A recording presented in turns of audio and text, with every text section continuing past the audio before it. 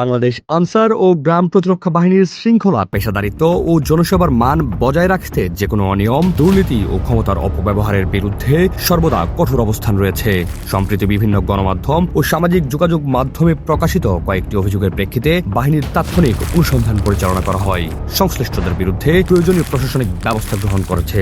আশুলিয়ায় গণপরিবহন থেকে চাঁদা গ্রহণের অভিযোগে তাৎক্ষণিক ব্যবস্থা। ২৬ মে ২০২৬ তারিখে আজকের প্রতিদিন নামক একটি অনলাইন ফেসবুক পেজে আশুলিয়া থানার রপ্তানি প্রক্রিয়াজাতকরণ এলাকা সংলগ্ন স্থানে দায়িত্বরত এক আনসার সদস্যের বিরুদ্ধে গণপরিবহন থেকে চাঁদা গ্রহণের অভিযোগ সম্বলিত একটি প্রতিবেদন প্রকাশিত হয়।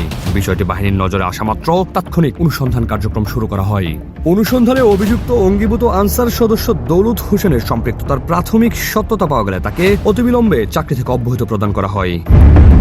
একই ঘটনায় সংশ্লিষ্ট আনসার গার্ডের ইনচার্জ আনোয়ার ইসলামের বিরুদ্ধে ক্ষমতার অপব্যবহার ও স্বেচ্ছাচারিতার মাধ্যমে দায়িত্ব প্রদান করার অভিযোগ পাওয়া গেলে তাকেও তাৎক্ষণিকভাবে চাকরি থেকে অব্যাহতি দেওয়া হয়। ঘটনার পূর্ণাঙ্গ তদন্ত ও পরবর্তী বিভাগীয় ব্যবস্থা গ্রহণের একটি তদন্ত কমিটি গঠন করা হয়েছে। মাদারীপুর পাসপোর্ট অফিসে উৎকোচ গ্রহণের অভিযোগে ২ আনসার সদস্য বরখাস্ত।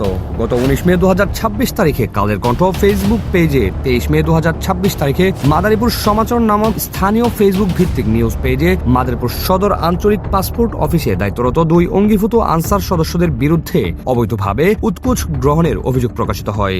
অভিযোগে বলা হয়, আনসার সদস্য আলমগীর হোসেন ও গৌরাঙ্গ মণ্ডল স্থানীয় দালাল চক্র এবং পাসপোর্ট অফিসের কতিপয় কর্মকর্তা কর্মচারীর সঙ্গে যোগসাজশে সেবা প্রত্যাশীদের কাছ থেকে অবৈধভাবে অর্থ আদায় করছিলেন।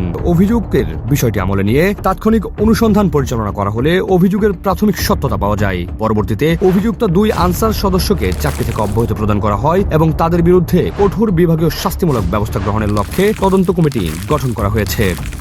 ২৫ মে ২০২৬ তারিখে দৈনিক কালবেলা পত্রিকায় প্রকাশিত এক প্রতিবেদনে বলা হয়, মানিকগঞ্জ জেলার শিবালয় উপজেলার আরিচা পাটুরিয়া বিআইডব্লিউটিসি আনসার গার্ডে দায়িত্বরত আনসার মোহাম্মদ মোক্তার হোসেন অনিয়ম বহির্ভূতভাবে টিকিট বিক্রির সঙ্গে সম্পৃক্ত ছিলেন এবং অতিরিক্ত ভাড়া আদায়ের সময় মাননীয় নৌ পরিবহন প্রতিমন্ত্রী জনাব মোহাম্মদ রাজীব আহসান তাকে হাতেনাতে শনাক্ত করেন।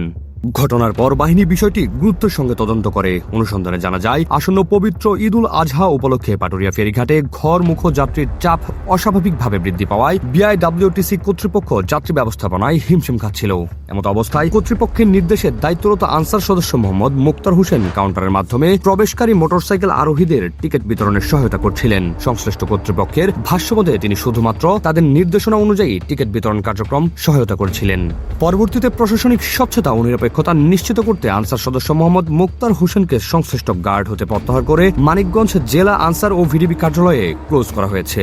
বাংলাদেশ আনসার ও গ্রাম প্রতিরক্ষা বাহিনীর পুনরায় দৃঢ়ভাবে উল্লেখ করছে যে বাহিনীর ভেতর যে কোনো ধরনের অনিয়ম, দুর্নীতি, ক্ষমতার অপব্যবহার কিংবা স্বেচ্ছাচারিতার বিরুদ্ধে জিরো টলারেন্স নীতি অনুসরণ করা হচ্ছে।